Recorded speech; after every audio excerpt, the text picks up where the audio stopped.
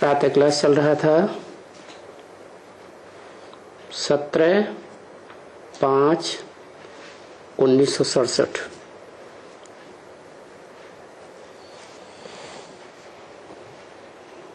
तीसरे पेज के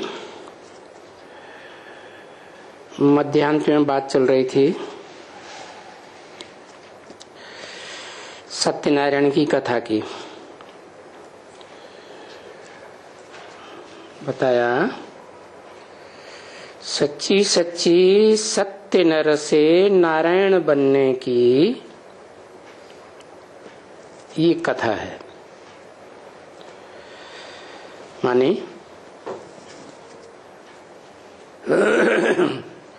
किसकी कथा बताई? नारायण की। नारायण जिसका घर ज्ञान जल में ही है।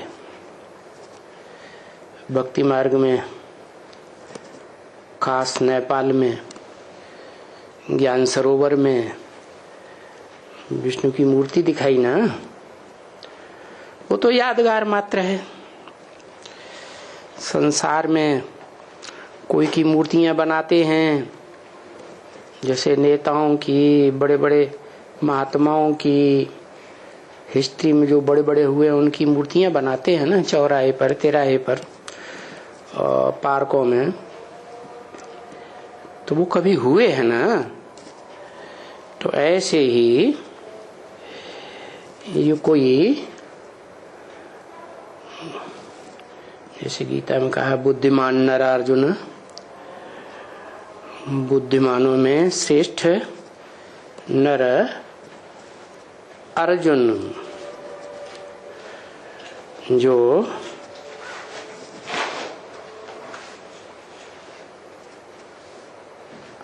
नर तो था लेकिन नर माना मनुष्य, झूठा मनुष्य था झूठी दुनिया में, कि झूठी दुनिया के बीच अव्वल नंबर का सच्चा मनुष्य था। है क्योंकि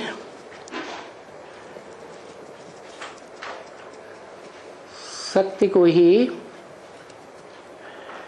ज्ञान कहा जाता है, असत्य को कोई ज्ञान नहीं कहेगा। तो जो सत्य है वो सदा काल एक जैसा है। तो इस सृष्टि में पार्ट बजाने वाली आत्माओं में तो जन्म मरण के चक्र में ना आने वाली आत्मा, बिंदु बिंदु आत्माओं का बाप सुप्रीम सोल ही सत्य है। वो सत्य तो है परंतु नर नहीं है।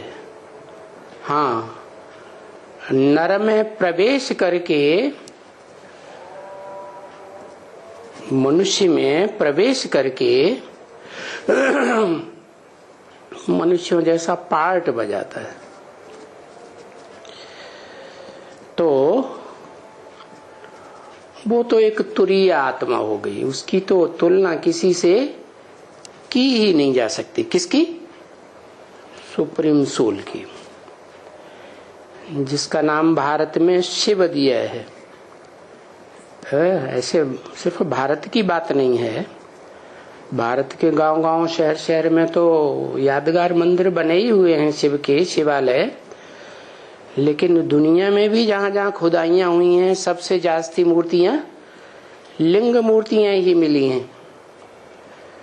तो उसके पार्ट की यादगार है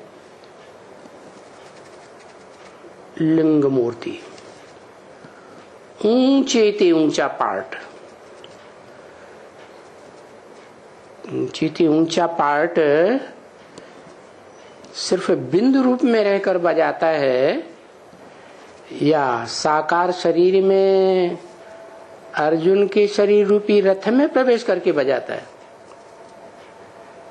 तो जिस रथ में प्रवेश करके बजाता है और वो रथधारी आत्मा मूर्तिमान होती है, चैतन्य मूर्ति, उसे शंकर भी कहा जाता है। तो वो शंकर वाली ही आत्मा जो पहले कलयुग के अंत में नर रूप में, मनुष्य रूप में पुरुषार्थी का पार्ट बजाती है, ज्ञानी बनने का, योगी बनने का पुरुषार्थ तो संपन्न तो नहीं है। तो शिव जिसमें प्रवेश करते हैं तो उसकी याद की संग के रंग से क्या बन जाती है, हैं? वही जो तुलसीदास ने लिखा, जानत तुम्हें तुम्हें हो जाए। क्या वो षष्ठी रूपी रंगमंच पर श्रेष्ठ पार्ट बजाने वाली हीरो पार्टधारी आत्मा जो जगत पिता कही जाती है,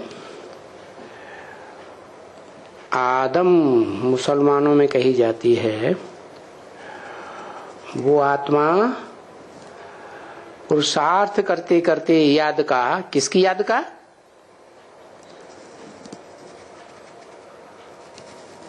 आत्माओं के बाप की याद का। क्योंकि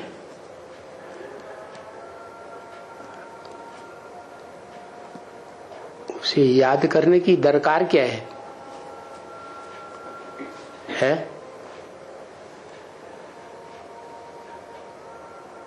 किसी से प्राप्ति हुई है तभी तो कोई याद करता है, और याद तब करेगा जब पहचानेगा, है? तो वो सुप्रीम सोल आत्माओं का बाप ही आकर पहचान देता है उसमें प्रवेश करके। क्या कि तुम 5 तत्वों का बना हुआ संघात, ये रथ शरीर नहीं हो, तुम तो इस शरीर को चलाने वाली आत्मा हो, कंट्रोलर हो।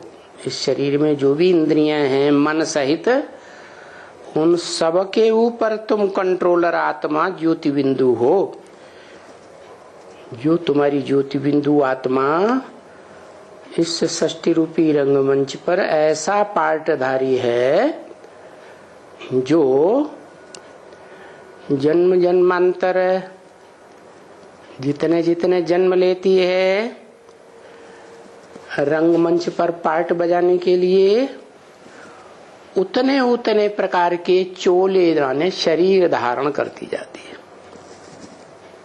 रंगमंच पर एक्टर आते हैं ना, तो कोई 2 तरह का पार्ट बजाते, कोई 4 तरह का पार्ट बजाते, कोई एक ही तरह का पार्ट बजाता।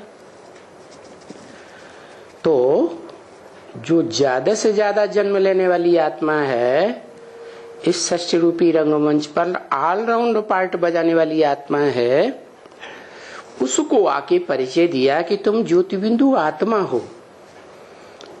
अब ये बात तो बहुत जन्मों से भूली हुई है।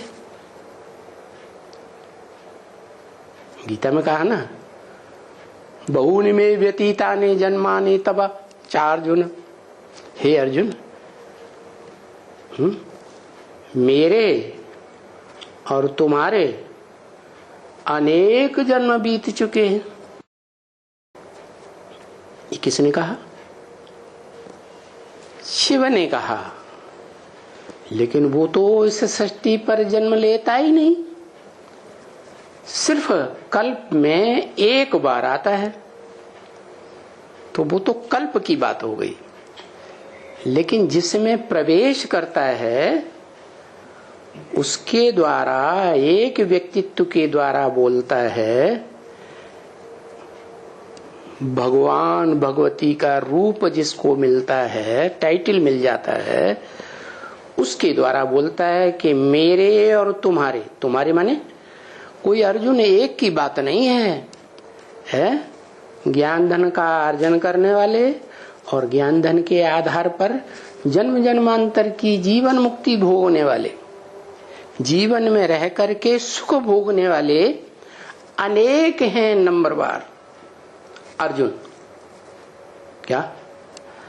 तो उन सभी अर्जुनों के लिए ये बात बोली कि मेरे और तुम्हारे बहुत जन्म व्यतीत हो चुके हैं, माने एक ही कल्प में बहुत जन्म व्यतीत हो चुके हैं।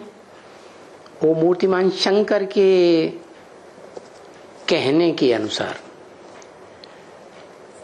तो उनको तू नहीं जानता है, मैं जानता हूं।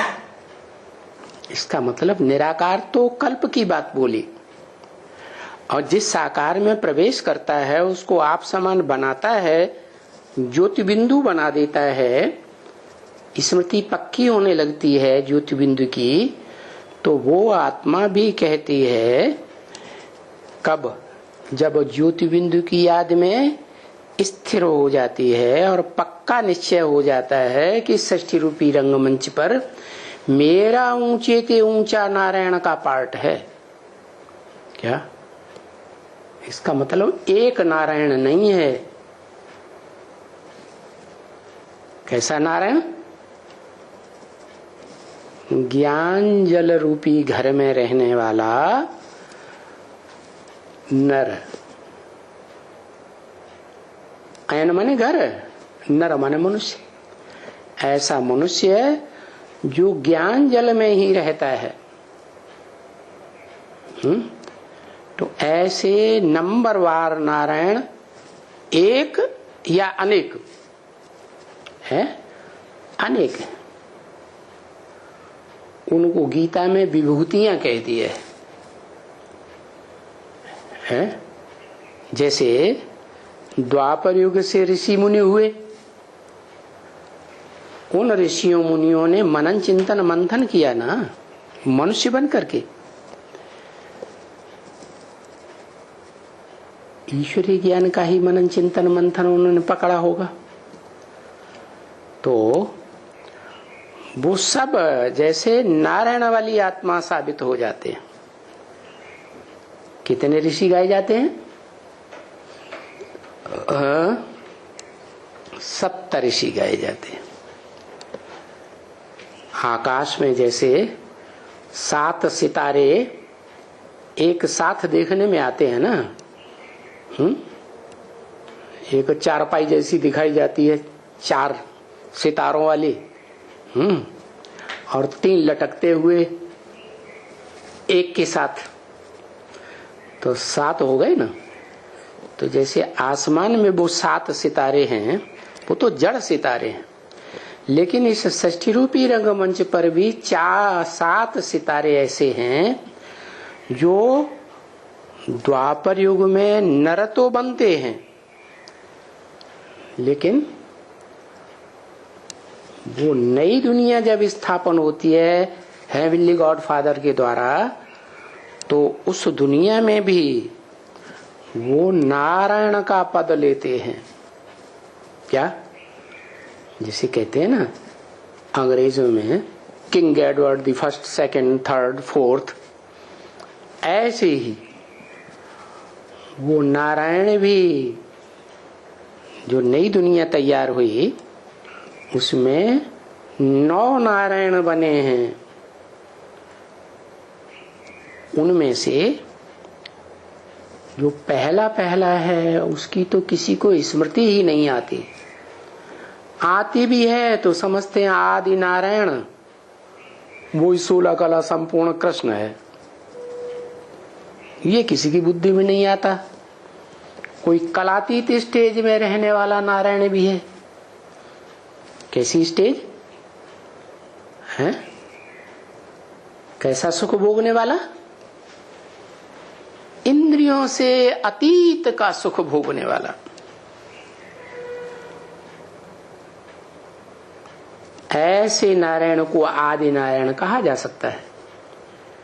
जिससे षष्ठी रूपी रंगमंच पर जब नई दुनिया हैविन स्थापन होती है तो उसमें जो पहला पत्ता षष्ठी रूपी वृक्ष का निकलता है, जिसे कैसे रूप में दिखाया गया है? अरे पहले पत्ते को किस रूप में दिखाया गया? शास्त्रों में, चित्रों में भी दिखाया गया। नाम क्या है?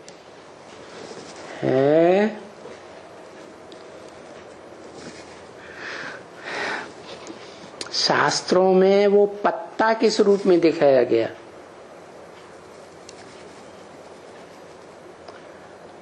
अरे जलमयी षष्ठी हो गई कलयुग के अंत में, तो पहले पत्ता दिखाया गया, पीपल का पत्ता। क्या वो जो पत्ता है वो किसकी यादगार है? इस षष्ठी रूपी रंगमंच पर वो पत्ता किसकी यादगार है?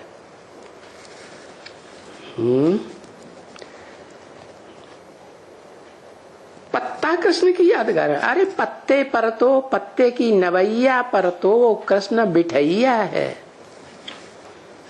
जगदम्बा। क्या जगदम्बा देह की स्मृति में रहने वाली या आत्मभाव वाली है? जगदम्बा के भी दो रूप हैं, जिन दोनों रूपों के मिलने पर, स्वभाव संस्कार दोनों के एक होने पर महालक्ष्मी के रूप में दीपावली पर पूजन होता है। तो उनमें एक है आत्मभाव वाली प्रकृति और दूसरी है देह भाव वाली प्रकृति। तो श्रेष्ठ कौन सी है? सभी कहेंगे आत्मभाव वाली ही श्रेष्ठ है, क्योंकि आत्मा सदा काल है, नष्ट नहीं होती, अविनाशी है, और देह तो विनाशी हो जाती है। पांच तत्व विलीन हो जाते हैं। तो कृष्ण को जन्म देने वाली जो माता है, वो माता के भी दो रूप हैं, एक आत्मा और दूसरा शरीर। तो जो शरीर रूपिणी है वही है पीपल का पत्ता। क्या नाम? पीपल। पल पल पीने वाली। क्या पीने वाली है? क्या पिया है? पल पल उसने वही पिया है। संगम युग की यादगार है। क्या पिया है? ज्ञान जल पिया है, प्रैक्टिकल में पिया है, या सिर्फ सुनने सुनाने का पिया है? एक होता है ज्ञान सुनने सुनाने का, दूसरा होता है समझने समझाने का, तीसरा होता है प्रैक्टिकल जीवन में धारण करने का। तो किस तरह का ज्ञान पिया है? सुनने सुनाने। सुनना सुनाने वाला अंग कौन सा होता है? कान। और कान किसके बड़े होते हैं? संसार में कोई प्राणी ऐसा है जिसके कान बहुत बड़े होते? हाथी। तो वास्तव में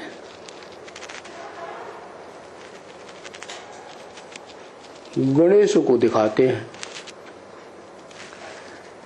गणेश का जो आरंभ का रूप है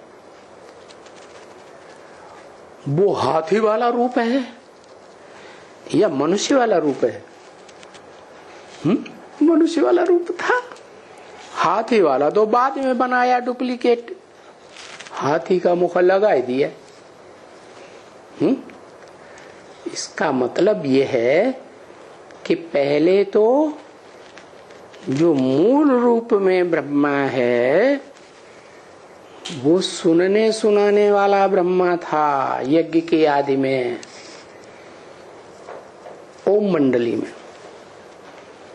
दादा लेखराज ब्रह्मा ने जब अपने साक्षात्कारों को भागीदार तक पहुंचाया तो उसमें जो प्रैक्टिकल में बीच में निमित्त बनी, साक्षात्कारों की बात सुनाने और सुनने के लिए, वो कौन बनी? वही माता निमित्त बनी। क्या? जो देह अभिमान की रूपिणी थी। क्या? देह को प्रेफरेंस देती थी। आत्मा की श्रेष्ठता को पहचानने वाली नहीं, उसे पहले जो श्रेष्ठ लगा देह के रूप में उसको अपना लिया, फिर बाद में जो श्रेष्ठ लगा देह के रूप में, जैसे दादा लेखराज ब्रह्मा लंबा चौड़ा गोरा चिट्ठा, संसर्ग संपर्क में आया तो पसंद आ गया, बस देह के ऊपर फेदा होने वाली। तो देह के अंग कान को विशेष महत्व दिया, सुनने सुनाने को। उसने क्या पार्ट बजाया है? सुनने का। दादा लेखराज की बात को सुना और सुनाया। भागीदार को, सेवक राम को। और सेवक राम ने सुनने के बाद उसे तो पता नहीं चला, उसी क्षण जब सुनाया तो सुप्रीम सोल शिव ने प्रवेश कर लिया और उसमें प्रवेश करके उन साक्षात्कारों का सही अर्थ बता दिया। अर्थ तो बताया, लेकिन जगदम्बा माँ ने, उस माता ने जो देह को प्रेफरेंस देने वाली थी, तो उसने सिर्फ सुना और दूसरों को सुनाया। क्या? जो आत्मा की चीज है, बुद्धि की चीज, समझा नहीं। लेकिन शिव जब आते हैं तो कितनी मूर्तियों के बीच आते हैं? 3 मूर्तियों के बीच। तो तीसरी एक माता और थी ना, जो भागीदार की पहली पत्नी थी। उसने सुना भी और समझा भी, लेकिन बोल नहीं किया। और जिस माता ने सुना कानों से, उसने चारों तरफ डम डम डम डम करना शुरू कर दिया। ब्रह्मा बाबा को भी सुनाया। कौन से अंग से? मुख से सुनाया। तो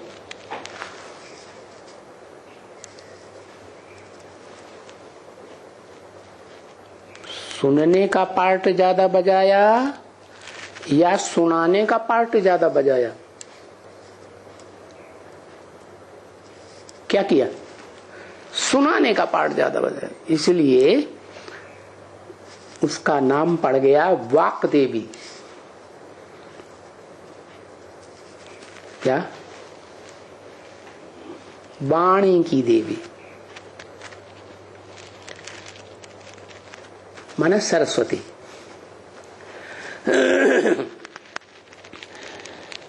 तो उसका पक्का पक्का पहला फॉलोअर कौन बना? कोई बना होगा कि नहीं? ब्रह्मा, पहला फॉलोअर ब्रह्मा बना। कौन सा ब्रह्मा? वही दादा लेखराज ब्रह्मा। उसको सुनाया ना, तो उसने सुना और वो ही पार्ट उसने भी बजाया। जैसा रचयिता पार्ट बजाएगा, रचना भी वैसे ही फॉलो करती है। तो दादा लेखराज वाली जो आत्मा थी, उसने उस माता को सबसे जास्ती फॉलो किया। कहा? ओम मंडली में। वो माता सुनने सुनाने वाली और उसको फॉलो करने वाला बच्चा दादा लेखराज, उसने जीवन में जो पार्ट बजाना शुरू किया 1947 से, क्या खास पार्ट बजाया? सुनना और सुना, समझा नहीं। अब समझने की चीज क्या होती है? वो मुख्य बात क्या है जो समझने समझाने की सबसे महत्वपूर्ण?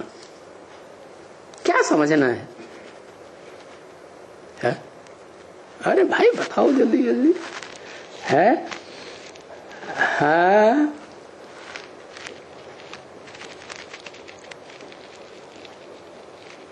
क्या समझना है? हाँ, सबसे बड़ी बात है समझने की, भगवान कौन है।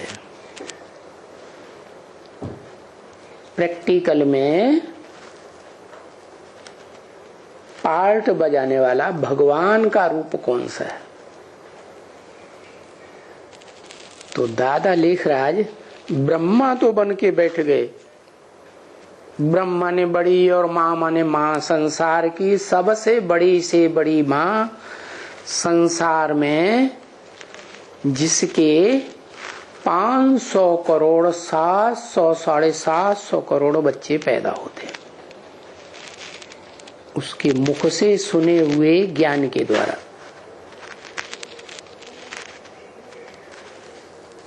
तो 1947 से ही उन्होंने नाम रख दिया संस्था का ब्रह्मा कुमारी ईश्वरीय विश्वविद्यालय। वो अपने को ब्रह्मा समझते थे कि अव्वल नंबर ब्रह्मा में ही हूं, लेकिन उनके मुख से ही जो वाणी चलाई, शिव ने वेद वाणी सुनाई ना ब्रह्मा के द्वारा, उस वाणी में ही बता दिया कि ब्रह्मा कोई एक का नाम नहीं होता है, ब्रह्मा तो अनेकों के नाम होते हैं। तो शास्त्रकारों ने तो शास्त्रों में 5 ब्रह्मा दिखा दिए, पंचानन और चतुरानन प्रसिद्ध है। तो 4 मुख तो ब्रह्मा के चित्रों में, मूर्तियों में आज भी देखने में आ रहे हैं। एक मुख देखने में नहीं आता है क्या? जरूर कोई ऐसा चित्र बना होगा जो 4 मुख तो 4 दिशाओं में दिखाए गए और एक मुख ऊपर की ओर। किधर मुखातिब? ऊंची स्टेज की ओर। तो जो बताया कि ब्रह्मा सो विष्णु, ब्रह्मा संपन्न पुरुषार्थी बनता है तो विष्णु रूप संपन्न बन जाता है। सृष्टि रूपी रंगमंच पर ऊंचे ते ऊंचा पदाधिकारी।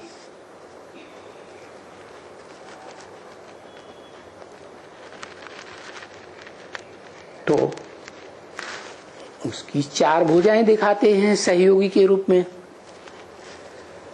4 भुजाएं जो हैं, जरूर कोई 4 ब्रह्मा हैं जो 4 भुजाओं के रूप में देखने में आते हैं। उनमें एक ब्रह्मा ऐसा है जो उन भुजाओं को चलाने वाला है, लेकिन देखने में नहीं आता।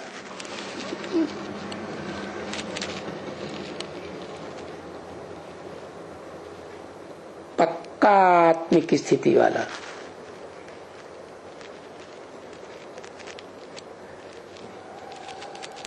आदि से लेकर के अंत तक इस सृष्टि रूपी रंगमंच पर तब तक आत्मिक स्टेज में पार्ट बजाता है जब तक के शिव उसमें प्रवेश नहीं करते हैं। बस उसके बाद वो जैसे चलाएगा वैसे ही चलना पड़े। तो जो 5 मुख दिखाए हैं ये साबित करते हैं कि वो ब्रह्मा के मुख, जो ब्रह्म वाक्य मुरली में बोला, मैं जिस तन में भी प्रवेश करूंगा मुख से ज्ञान सुनाने के लिए, है ना, उसका नाम ब्रह्मा रखूंगा। है तो जरूर कोई अव्वल नंबर का ब्रह्मा होगा, कोई 2 नंबर का ब्रह्मा होगा, कोई 3 नंबर का होगा, कोई 4 नंबर का होगा, कोई 5वें नंबर का भी ब्रह्मा होगा जो यादगार बनी हुई है। जैसे चौराहों पर, तिराहों पर, पार्कों में मूर्तियां बनी होती है ना, तो कोई हो गए हैं ना, तभी तो मूर्तियां बनी है ना। तो ऐसे ही ब्रह्मा की जो मूर्तियां भक्ति मार्ग में दिखाई गई हैं वो ये साबित करती हैं कि कोई 5 मुख वाले 5 ब्रह्मा हुए हैं। तो वो 5 ब्रह्मा जिनके मुख में प्रवेश करके शिव वाणी चलाता है, ज्ञान सुनाता है, क्योंकि ज्ञान का अकूट भंडार तो वो शिव ही है। और जो आत्माएं हैं उनका तो ज्ञान खूट जाता है, चाहे वो पहले नंबर का हीरो पार्टधारी षष्ठी रूपी रंगमंच का क्यों न हो आदम, उसका भी ज्ञान सूख जाता है। तो जो सुप्रीम सोल है, अखूट ज्ञान का भंडार, वो अव्वल नंबर ब्रह्मा में प्रवेश करता है। माना किस में प्रवेश करता है? आदम में, अर्जुन में, मूर्तिमान शंकर में प्रवेश करके अव्वल नंबर का ब्रह्मा सो विष्णु बनता है, नारायण पद धारण करने वाला है। तो इसका मतलब है कि 5 ही ब्रह्मा नर रूप में हैं या देवता रूप में है। कहा ही जाता है नर से नारायण, नारी से लक्ष्मी। तो नारी हो या नर हो, ये दोनों मिलकर के जब पार्ट बजाते हैं तो नरक बनता है। ऐसे थोड़ी कहेंगे देवी देवताएं पार्ट बजाते हैं कर्म ज्ञान इंद्रियों से तो कोई नरक बनता है, नहीं। तो जो नर हैं, जो द्वापर युग से अपने अपने प्रकार से नंबरवार ज्ञान सुनाते हैं, तो वो आत्माएं वैसा ही ज्ञान सुनाएंगी जैसा शिव सुप्रीम सोल कल्पांत काल में आकर के ज्ञान सुनाता है। नहीं सुना सकती ना, तो कुछ न कुछ मनमत मिक्स करेंगी या नहीं करेंगी, है? हर एक का मन अलग अलग तरीके का। एक व्यक्ति के मन में जो संकल्प चलेंगे वो 500 करोड़ व्यक्तियों के मन में जो संकल्प चलेंगे उनमें से किसी से मेल नहीं खाएगा। मेल खाएगा है? सबके मन में अलग अलग प्रकार की बातें। तो नर नाम क्यों पड़ा है? नारी नाम क्यों पड़ा? कि ये जो द्वापर युग से नर और नारी बने वो अपने तरीके से नराते रहते हैं। जो मन में आया सो बोलते रहेंगे। हाँ, भक्ति भावना में आकर के जब बोलते हैं, भगत तो भगवान को याद करना चाहते हैं ना, याद करते हैं ना, भले जानते नहीं है तो भी मानते तो है ना कि हाँ भगवान है। तो उस समय भावना के वशीभूत होकर जो बोलते हैं वो तो सत्य होता है। इसलिए कहावत है, कै समझे कवि कै समझे रवि। या तो ज्ञान सूर्य समझता है, ज्ञान सूर्य है शिव, चैतन्य ज्ञान सूर्य। जड़ सूर्य तो यादगार है इस सृष्टि पर, लेकिन चैतन्य ज्ञान सूर्य जो शिव है वो तो रोशनी का अखूट भंडार है। और उससे जो ज्ञान लेने वाले नंबरवार 5 ब्रह्मा हैं, उनमें अव्वल नंबर है वो ब्रह्मा जो ब्रह्मा की मूर्तियां दिखाई जाती हैं, चौमुखी महादेव के रूप में भी दिखाई जाती है। क्या महाभारत में प्रसिद्ध कांपिल्य नगर में आज भी एक मंदिर बना हुआ है, क्या उसका नाम है चौमुखी महादेव। वो 4 मुख तो दिखाई दे रहे हैं स्पष्ट, लेकिन कहीं कहीं ऐसी मूर्तियां भी मिली हैं जो बहुत विरल हैं, जिनमें ऊपर का मुख भी है, ऊपर की ओर देखता हुआ। तो स्पष्ट है कि ब्रह्मा सो जो विष्णु बनते हैं, तो विष्णु की सहयोगी 4 भुजाएं हैं। वो 4 भुजाएं जड़ होती हैं या चैतन्य बुद्धि होती है? जड़ तो वही होती है ना। भुजाएं अपने आप चलती है कि कोई चलाता है? चैतन्य आत्मा उन भुजाओं को चलाती है। तो आत्मा सर में होती है या धड़ में होती है? सर में होती है। तो जो सर में है गुप्त पार्टधारी है, संगम युग में भी लंबे समय तक गुप्त पार्टधारी होकर रहती है, संसार के मनुष्यों की नजरों से नंबरवार ओझल होकर रहते हैं। तो जो 4 सहयोगी भुजाएं हैं वो भी नंबरवार सत्य हैं। और जो अव्वल नंबर है वो तो उसमें तो शिव ही प्रवेश करता है, मुकर्रर रहता है शिव का परमानेंट, जो ये साबित कर देता है कि भगवान एक व्यापी है। क्या? जिसे अल्लाह कहते हैं, जिसे खुदा कहते हैं, वो सर्वव्यापी नहीं है।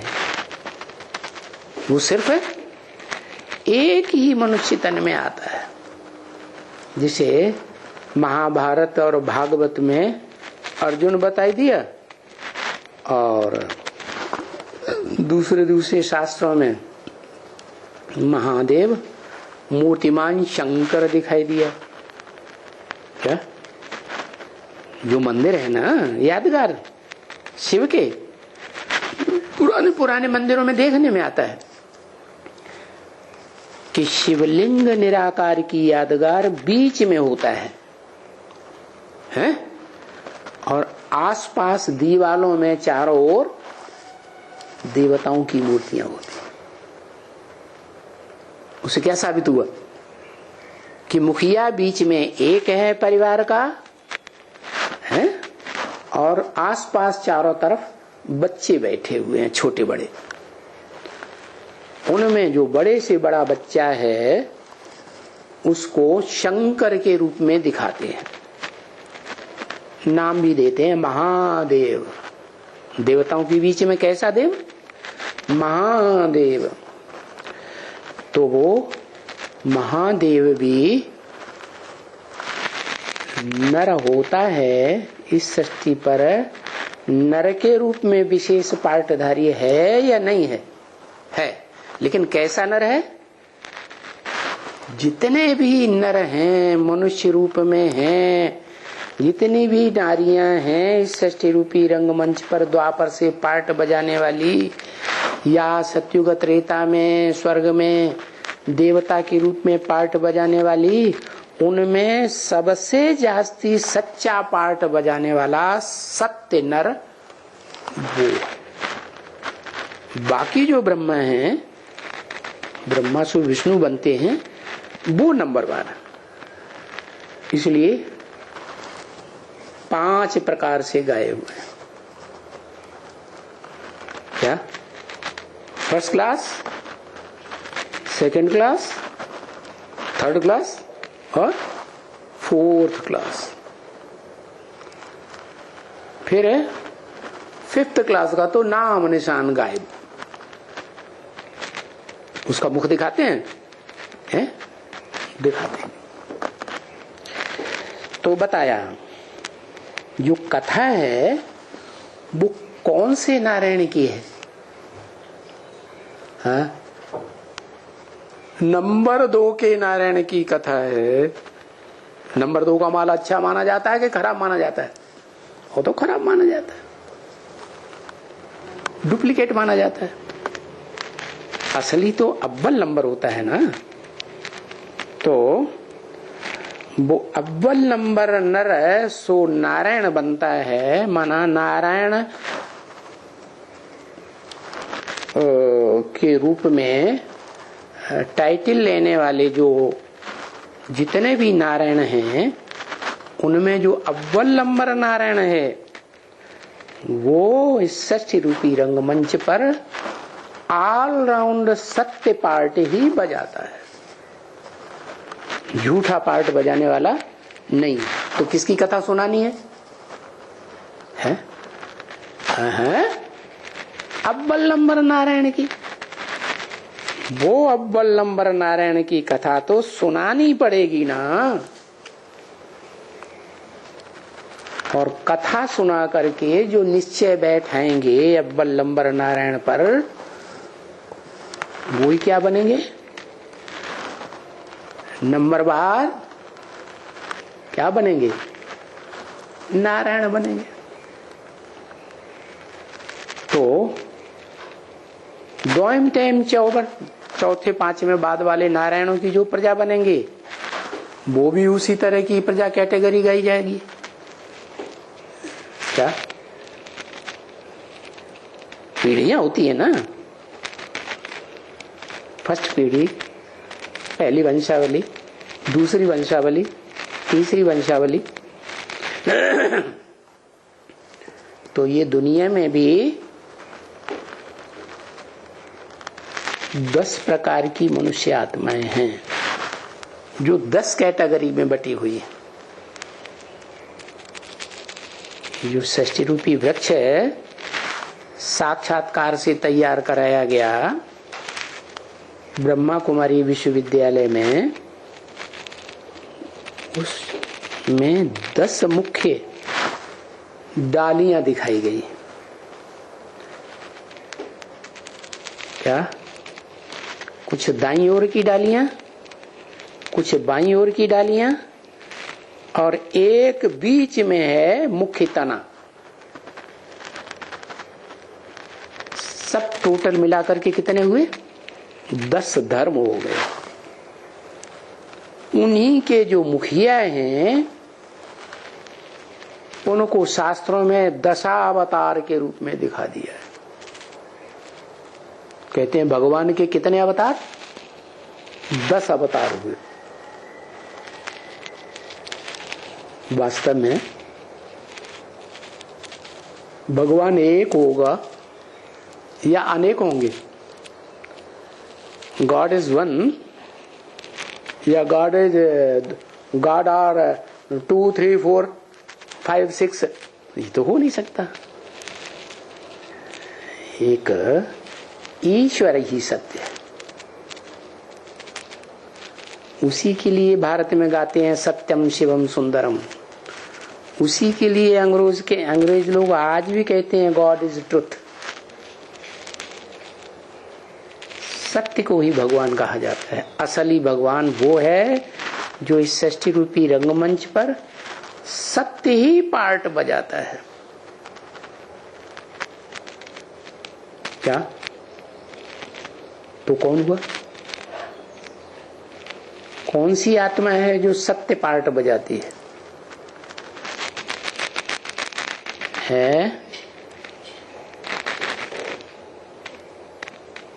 वो तो 84 जन्मों में सत्य पार्ट बजाने वाली नारायण वाली आत्मा है।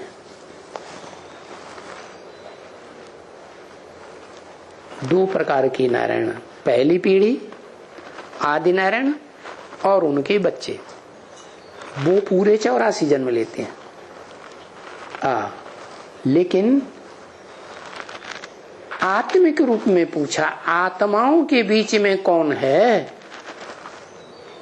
क्योंकि आदम या जो भी नारायण हैं वो अंतिम जन्म में तामसी बनते हैं या नहीं बनते हैं?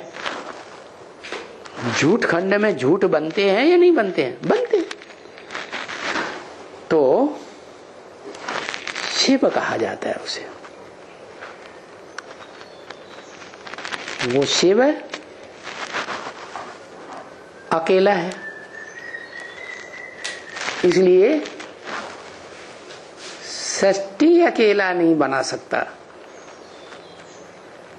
सृष्टि बनाने के लिए, सृष्टि चलाने के लिए कितने चाहिए? कम से कम है 2 तो चाहिए। तो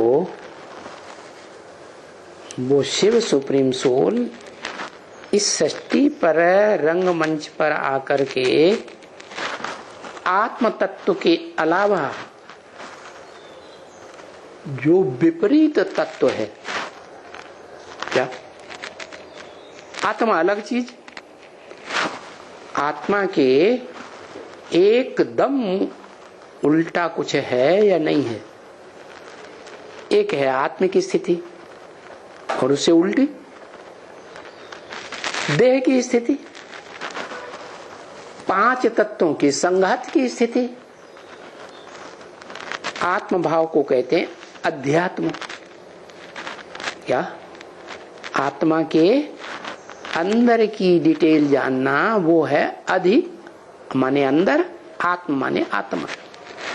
तो ज्योति बिंदु आत्मा रूपी रिकॉर्ड में जन्म जन्मांतर का क्या और कितना कैसे कैसे पार्ट भरा हुआ है, वो जानना ही अध्यात्म है। और आत्मा के जो विपरीत तत्व है वो भी तत्व है, लेकिन विपरीत गुण वाला। आत्मा कैसे गुण वाली? सदा सत्व। वो एक ही आत्मा है जो सदा सत्य है, सदा शिव कही जाती है, सदा कल्याणकारी। इस सृष्टि रूपी रंगमंच पर जब जब कल्पांत काल में आएगी तो कैसा पार्ट बजाएगी? सत्य ही पार्ट बजाती है, झूठ का अंश मात्र भी नहीं। तो फिर उसे सृष्टि पर आकर के नई सृष्टि रचना करने के लिए क्या चाहिए? एंटी सेक्स चाहिए कि नहीं चाहिए? तो उसे कहते हैं माता। क्या? तो माता में आएगा है या पुरुष चाहिए, पिता चाहिए है? इस मनुष्य सृष्टि के बच्चों में से कोई बच्चा चाहिए या बच्ची चाहिए? क्या चाहिए उसे? है? उसे चाहिए इस सृष्टि पर, क्योंकि वो स्वयं परम पुरुष है। शिव क्या है? परम पुरुष। पुरुष माने शरीर रूपी पुरी में शयन करने वाले, आराम से जो शयन करे उसे कहते हैं पुरुष। तो सब एक जैसे आराम से तो नहीं शयन करते हैं, कितने करवट बदलते रहते होंगे है? जो आराम से शयन करे तो 100% आराम, कभी भी बेआरामी नहीं। रंगमंच पर पार्ट बजाए, तामसी रंगमंच पर भी पार्ट बजाए दुखी दुनिया के बीच में, तो भी कैसे अनुभव करे है? बेआरामी का अनुभव करे कि आराम का अनुभव करे, सदा आराम। तो ऐसी आत्मा है, बिंदु बिंदु आत्माओं के बीच एक ही आत्मा, जिसे गीता में कहा अक्षर, कभी क्षरित नहीं होती। क्योंकि क्षरित कब होती है आत्मा? जब प्रकृति के संसर्ग संपर्क में आती है, तो जो पुरुष रूप आत्मा है क्या क्षरित होती है, संग का रंग लगता है। लेकिन सुप्रीम सोल ऐसा है कि वो एंटी सेक्स, माना मूर्तिमान शंकर में प्रवेश करता है, जिसकी मूर्ति शरीर षष्टि रूपी रंगमंच पर कभी खलास ही नहीं होती, कोई न कोई मूर्ति में रहता जरूर है। तो उस मूर्ति में आकर के जो 5 तत्वों का संघात होता है, उसे क्या बनाता है? संग के रंग से आप समान बनाता है। आप समान का मतलब क्या हुआ है? जैसे स्वयं सत्य है, सदा सत्य, ऐसे ही उस शरीर रूपी रथ में प्रवेश करके उसको इस सृष्टि रूपी रंगमंच पर सदा सत्य बना देता है। सदा सत्य का मतलब ही है सत्य धाम। क्या? आत्मा को सृष्टि रचने के लिए आधार चाहिए ना। तो जिस शरीर रूपी रथ में आती है सुप्रीम सोल, आकर के उसे आप समान सत्य बनाती है। कैसी सत्य? जो नीचे गिरती ही नहीं। सत्यधाम का मतलब ही है ब्रह्मलोक। कैसा ब्रह्मलोक? लोक माने रहने का स्थान, ब्रह्मलोक माने ब्रह्मा का रहने का स्थान। और ब्रह्मा है, बड़ी अम्मा है, तो बाप तो जरूर होगा। तो बाप का भी रहने का स्थान, अम्मा का भी रहने का स्थान। इसलिए गीता में कहा इदम शरीरम कौन्तेय क्षेत्रम इत्यभिधीयते। हे अर्जुन, ये तेरा जो शरीर है वो क्षेत्र है। धर्म क्षेत्र है, धर्म के आधार पर बनाए हुए कर्म कांडों का क्षेत्र है। जैसे जैसे धर्म वैसे वैसे कर्म करते हैं। तो कर्म क्षेत्र भी है, धर्म क्षेत्र भी है, और कैसा क्षेत्र है? अविनाशी क्षेत्र है। इसलिए उसका नाम दिया अविनाशी रुद्र ज्ञान यज्ञ कुंड। कैसा स्थान है? अविनाशी। विनाश नहीं हो सकता, सृष्टि का विनाश होगा, फिर भी उस यज्ञ का विनाश नहीं होगा। जैसे आत्मा अविनाशी, ऐसे वो यज्ञ कुंड भी सृष्टि रूपी रंगमंच पर कैसा बन जाता? सदा सर्वदा के लिए अविनाशी बन जाता। भले स्वर्ग में भी वो आत्मा होगी, शरीर लेगी, लेकिन वो शरीर स्वर्ग में भी आत्मिक स्थिति में रहने वाला, संपन्न आत्मिक स्थिति, और नरक की दुनिया में भी, दुख की दुनिया में भी आत्मिक स्थिति में रहता है। औरों के मुकाबले ज्यादा परसेंटेज में आत्मिक स्थिति में रहता है। अब जो जितना आत्मिक स्थिति में रहेगा जन्म जन्मांतर, उतना ही सुखी रहे। जितना ज्यादा देह भान में रहेगा उतना ज्यादा दुखी हो जाए।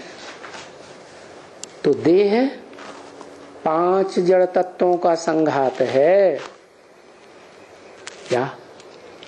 तो सुप्रीम सोल जब आता है तो किस में आता है? देह में आता है, या आत्मा को कंट्रोल करता है आके? देह में आता है।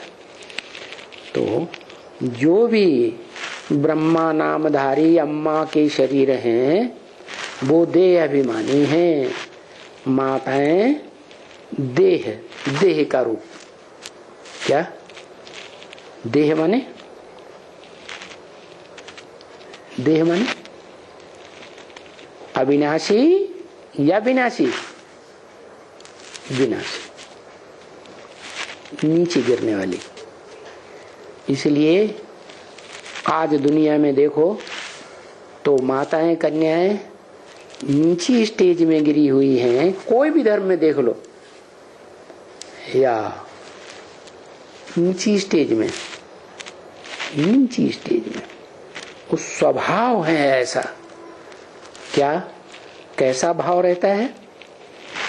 माता का भाव रहता है परिवार के भांतियों के लिए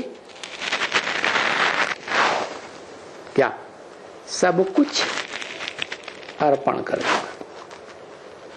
अपनी चिंता नहीं, परिवार के बाल बच्चों की चिंता या अपनी ज्यादा चिंता है? परिवार के भांतियों की ज्यादा चिंता। अंतिम बच्चा ही क्यों न हो, उसके लिए भी वो जान मारी कर सकती है। तो ये देह जो है वो प्रकृति का वो अव्वल नंबर रूप है।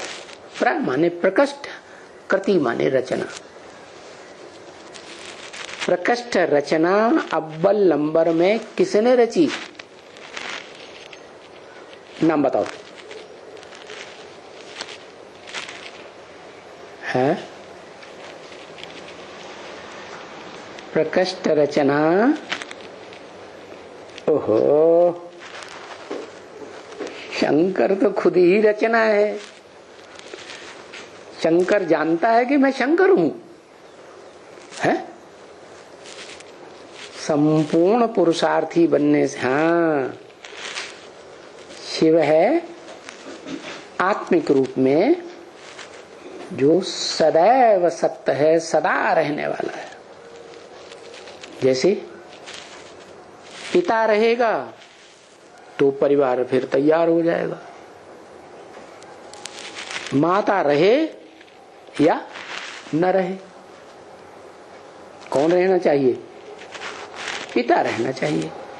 तो इस षष्ठी रूपी रंगमंच पर पार्ट बजाने वाली आत्माओं के बीच एक ही तुरीय आत्मा है जो सर्वोपरि पिता है, जिसका कोई पिता नहीं। सुप्रीम सोल कहा जाता है। वो सुप्रीम सोल पुरुष है। क्या? शरीर रूपी पुरी में आराम से शयन करने वाला। क्या? उसके ऊपर कभी कोई वजन नहीं आता जो दब जाए। क्या? तकलीफ हो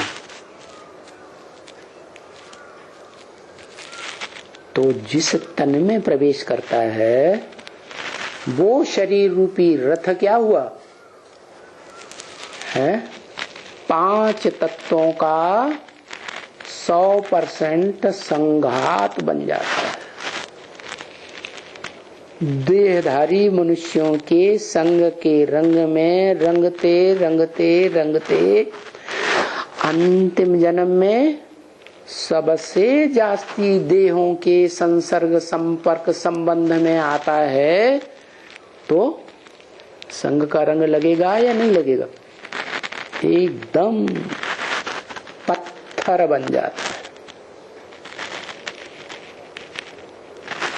जैसे माताएं और पुरुष, ज्यादा दिमाग चलाने वाले कौन से होते हैं? पुरुष। और माताएं उतना दिमाग नहीं चलाती। माताएं क्या होती है? माताएं घर संभालने वाली होती हैं। घर संभालना, परिवार संभालना उनका मुख्य काम है, या दुनियादारी में इधर उधर घूमती फिरती रहें, वो ज्यादा काम, वो उनका काम है। माताओं का काम है घर परिवार संभालना। तो सुप्रीम सोल शिव है क्या?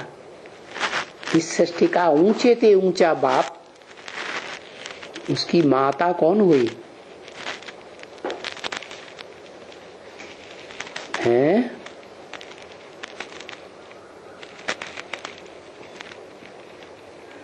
हाँ, परम ब्रह्म से कहा जाता है। लेकिन जिस तन में प्रवेश करता है वो तो पुरुष तन होता है। क्या? आदम तो पुरुष तन होता है ना। एडम, आदम, मूर्तिमान शंकर, अर्जुन, जितने भी नाम दिखाए गए हैं, इसे इतने नाम क्यों दिखाए गए? इतने रूप दिखाने की क्या जरूरत है? अरे ऋग्वेद में ही बता दिया, एको सद विप्रा बहुधा वदन्ते। सद माने सच्चा, विप्र माने ब्राह्मण। एक ही सच्चा ब्राह्मण है जो शास्त्रों में अनेक रूपों में दिखाया गया है। क्या? कौन सा सच्चा ब्राह्मण? जिसे कहते हैं चोटी का ब्राह्मण। क्या? जैसे पहाड़ों की चोटी होती है ना, ऐसे सबसे ऊंची स्टेज वाला ब्राह्मण।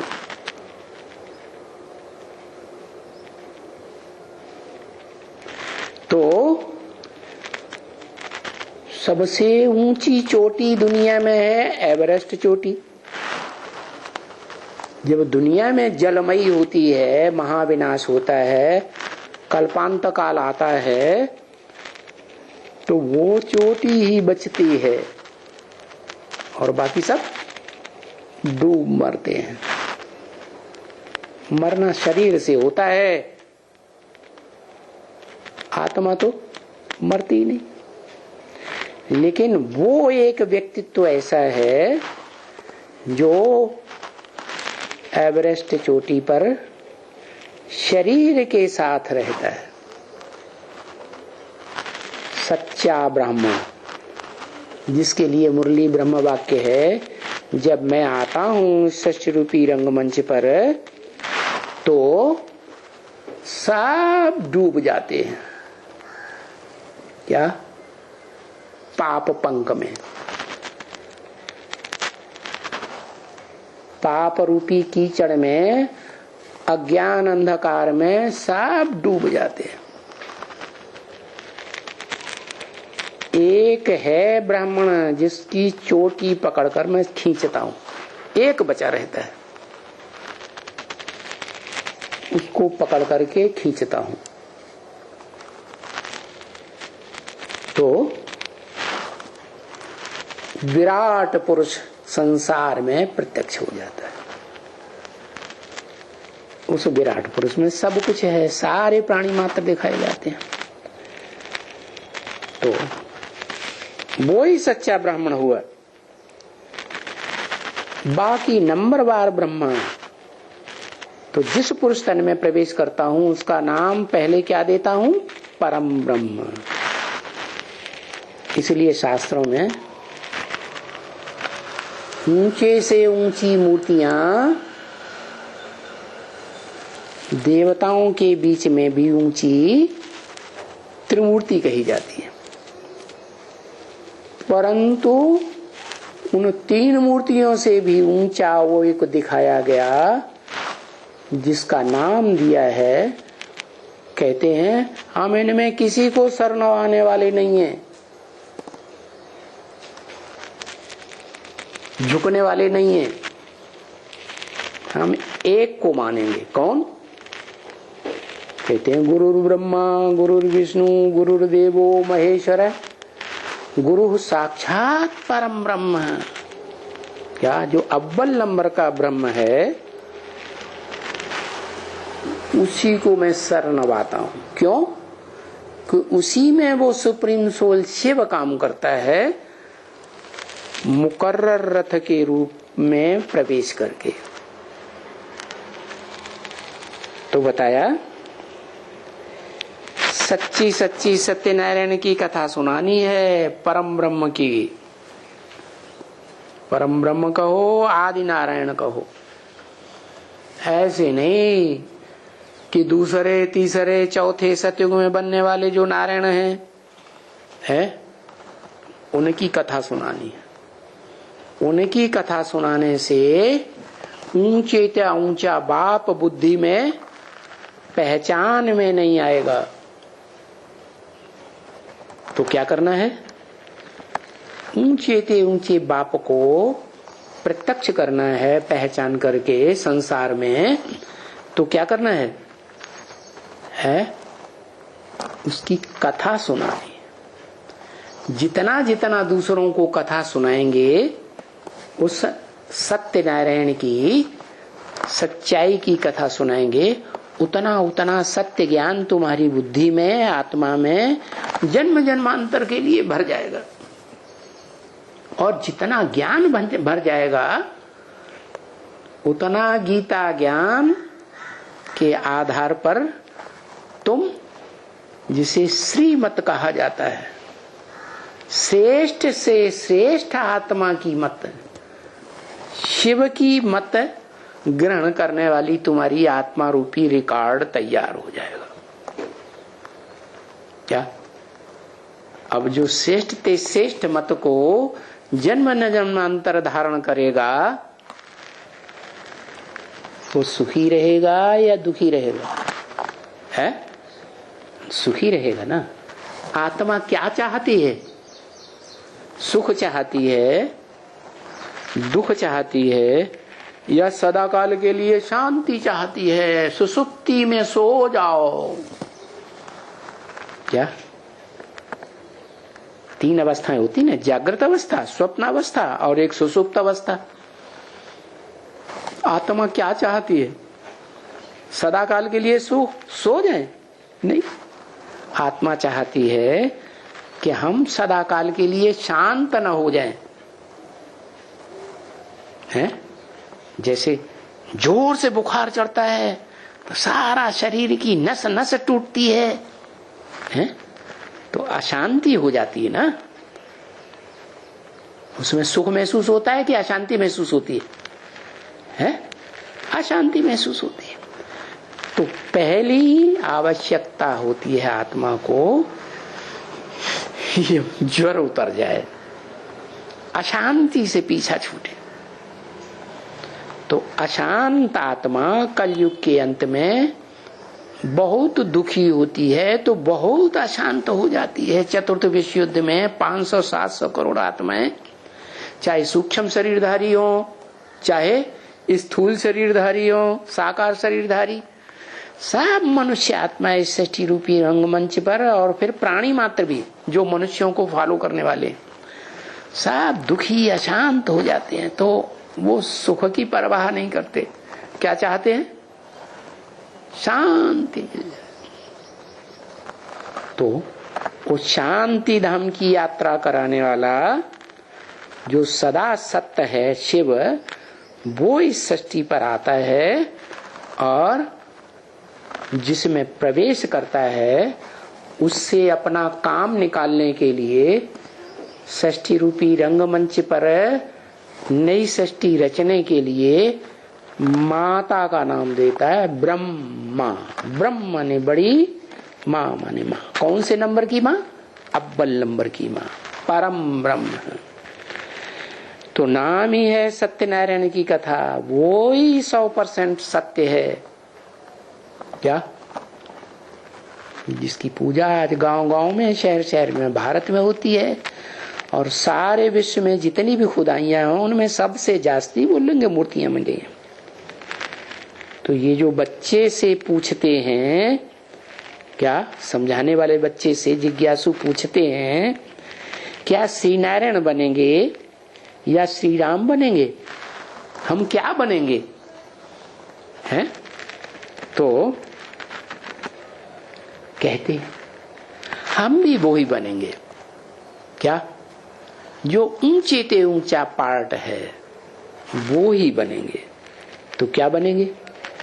नारायण बनेंगे या त्रेता युग के राम बनेंगे? कहते हैं ऊंचे ते ऊंचे बनना है तो आदि नारायण ही श्रेष्ठ ते श्रेष्ठ है। राम बनने की बात नहीं, बल जो भी नारायण बनते हैं सतयुग में, वो त्रेता में आकर के राम भी बनते हैं। क्या? नीचे तो सबको गिरना होता है। तो पहले क्या बनेंगे? राम राज्य में आने वाले बनेंगे या नारायण राज्य में आने वाले बनेंगे? है? हम भी वही नारायण बनेंगे, फिर हम रामचंद्र भी बनेंगे। क्या? शिव अगर पूछते हैं बच्चे क्या बनोगे, तो बच्चे जो शूड बुद्धि होंगे, बाप को पहचाना होगा कि ऊंचे ऊंचे बाप सुप्रीम सोल कौन है, तो कहेंगे हम तो नारायण ही बनेंगे, सतयुग के आदि नारायण, और फिर त्रेता में राम भी बनेंगे।